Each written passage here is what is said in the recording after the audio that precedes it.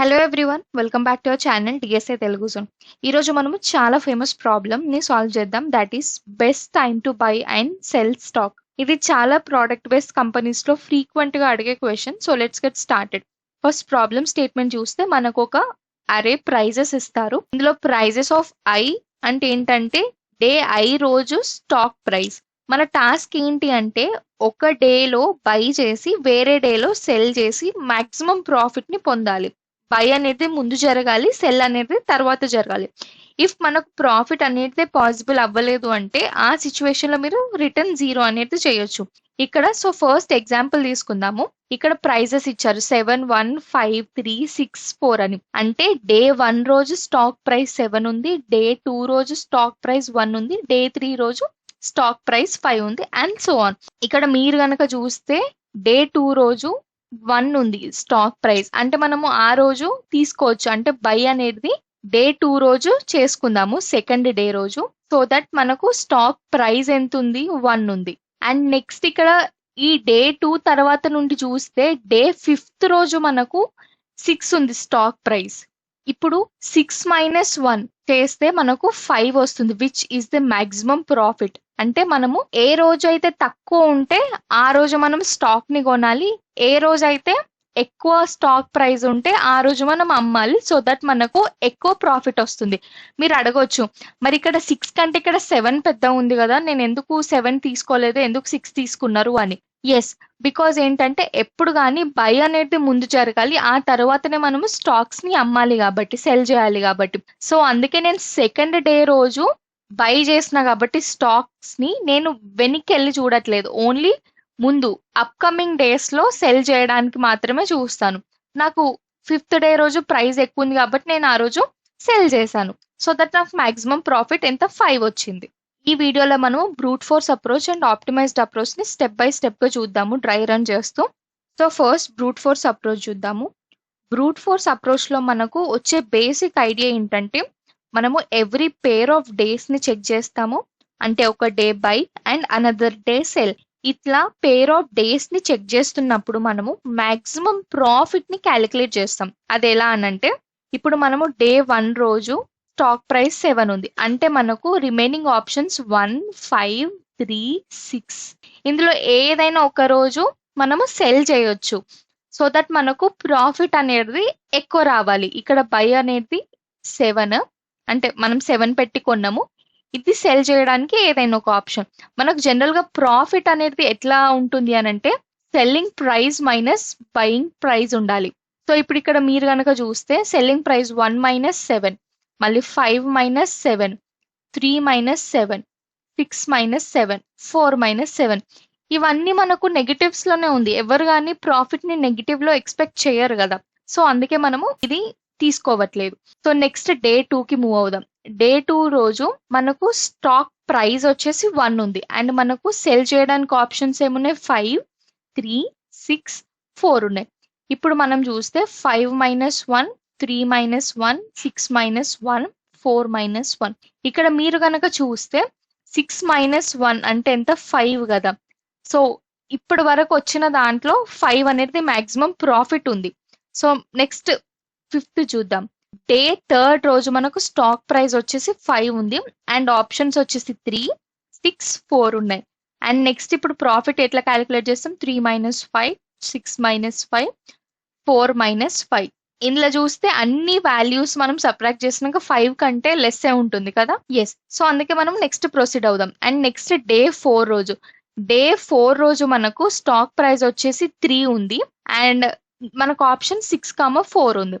So ఇందులో 6 - 3, 4 - 3 ఇవి కూడా ప్రాఫిట్ వాల్యూస్ వచ్చేసి మనకు 5 కంటే తక్కువనే ఉన్నాయి కాబట్టి నెక్స్ట్ డే ప్రొసీడ్ అయిదాం. ఇక్కడ next day 5th. Day 5th రోజు స్టాక్ ప్రైస్ ఎంత ఉంది, 6 ఉంది. మనకు ఆప్షన్స్ ఏముంది, ఓన్లీ ఒక్కటి మాత్రమే ఉంది, 4. దట్ ఈస్ ఇప్పుడు 4 - 6 చేస్తే ఇది మనకు నెగిటివ్ లో వస్తుంది. సో ఇది మనం కన్సిడర్ చేయం. సో ఇప్పటి వరకు ఇన్ని డేస్ క్యాలిక్యులేట్ చేసుకుంటూ వస్తే మనకు మాక్సిమం ప్రాఫిట్ ఎక్కడొచ్చింది, 5 అని వచ్చింది కదా. సో దీన్ని మనము రిటర్న్ చేసేయాలి. Very simple brute force approach. ఇప్పుడు దీన్ని నేను కోడ్ ఎడిటర్ లో కోడ్ చేస్తాను and then we will analyse time and space complex. So నేను దీనికని ఇనిషియల్ గా max profit is equals to 0 తీసుకుంటున్నాను. అండ్ ఫస్ట్ ఫర్ లూప్ లో int i is equals to 0 and ఇది ప్రైజెస్ లెంత్ వరకు traverse చేస్తుంది and i plus plus 1. And next for loop లో int j is equals to i plus 1 తీసుకుంటున్నాను and prices యొక్క length వరకు traverse చేస్తాను and then j plus plus. So ఇక్కడ every time నేను ఏం క్యాలిక్యులేట్ చేస్తున్నాను, ప్రాఫిట్ ని క్యాలిక్యులేట్ చేస్తున్నాను. ప్రాఫిట్ ని ఎట్లా క్యాలిక్యులేట్ చేస్తాను, prices of j minus prices of i. i అనేది బయింగ్ ప్రైస్, j అనేది సెల్లింగ్ ప్రైస్. అండ్ నెక్స్ట్ ఇక్కడ max profit is equals to math dot max of profit comma max profit. And simply last కి మనము max profit ని return చేస్తే సరిపోతుంది. Yes, code అనేది submit చేసినప్పుడు నాకు టైం లిమిట్ ఎక్సిడెడ్ అనే ఎర్రర్ వచ్చింది. సో ఎందుకు అట్లా వచ్చిందంటే, మీరు కనుక టైం కాంప్లెక్సిటీ చూస్తే ఆఫ్ ఎన్ స్క్వేర్ అవుతుంది. ఎందుకంటే మీరు అవుటర్ ఫర్ లూప్ అనేది ఎన్ వరకు ట్రావర్స్ అవుతుంది అండ్ ఇన్నర్ ఫర్ లూప్ కూడా ఎన్ వరకు ట్రావర్స్ అవుతుంది, where N is the size of the prizes. So అంటే of N square time complexity ఉంది కాబట్టి మనకి ఇక్కడ టైం లిమిట్ ఎక్సిడెడ్ అని వచ్చింది. అండ్ స్పేస్ కాంప్లెక్సిటీ చూస్తే ఇక్కడ ఆఫ్ 1 ఉంటుంది, బికాస్ మనము ఓన్లీ మ్యాక్స్ ప్రాఫిట్, ఐజే ఇట్లాంటి వేరియబుల్స్ మాత్రమే యూజ్ చేస్తాం.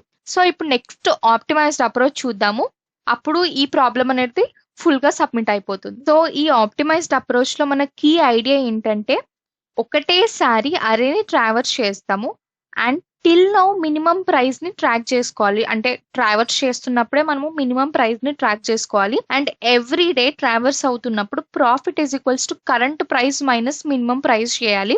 సో అప్పుడు అండ్ ప్యారలల్ గా మాక్సిమం ప్రాఫిట్ ని అప్డేట్ చేద్దాం. ఇది ఎట్లా అనేది చూద్దాము.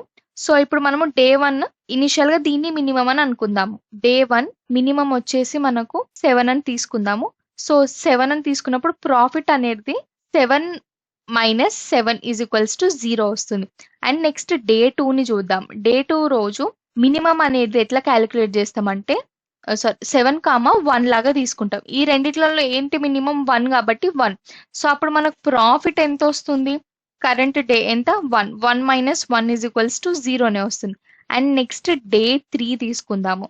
అండ్ డే 3లో మినిమం ఏముంటుంది అంటే 1 ప్రెసెంట్ ఎంత 5.